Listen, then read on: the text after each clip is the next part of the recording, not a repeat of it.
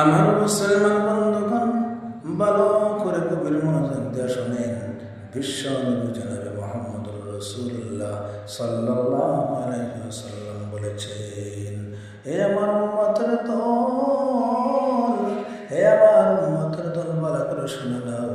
এই দুনিয়ার জমিনে থাকিয়া তোমরা যদি দুইটা জিনিস তোমরা আটকে ধরো, তোমরা যদি দুইটা জিনিস ভালো করে আটকে ধরো, তাহলে তোমরা দুনিয়ার জমিনে কখনো তোমরা গুমরাহি প্রণবষ্ট হবে না। আমার মুসলমান বন্ধুগণ, দুইটা জিনিস কি কি ভালো করে জানতে হবে। দুইটা জিনিস কি কি ভালো করে জানতে হবে। মানুষ গভীর মনোযোগ দিয়ে শুনে আল্লাহর নবী বলেছেন, একটা হলো কিতাবুল্লাহ আর একটা হলো সুন্নাতে রাসূলুল্লাহ। আল্লাহর নবী, বিশ্ব নবী, উম্মতের দরদি নবী আমার বলেছেন, একটা হলো কিতাবুল্লাহ আর একটা হলো আমি নবীর সুন্নাত।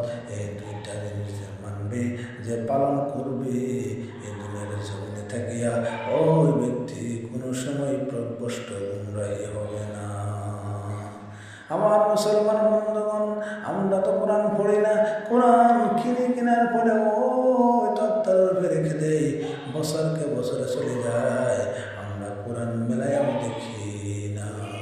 এর মুসলমান বন্ধুগণ, অল্প গভীরে চিন্তা করো, অল্প গভীরে চিন্তা করো। মরতে তো হবে, অন্ধকার কবরে তো যেতে হবে, 3.5 হাত কবরে তো ঢুকতে হবে। ও মুসলমান বাবাজিরা রে, এই দুনিয়ার জমিনে থাকিয়া যদি তুমি কিছু নেকামল যদি না করিয়া যদি অন্ধকার কবরে যাও, বলো কিয়ামতের ময়দানে কি জবাব দিবে আমার আল্লাহর কাছে?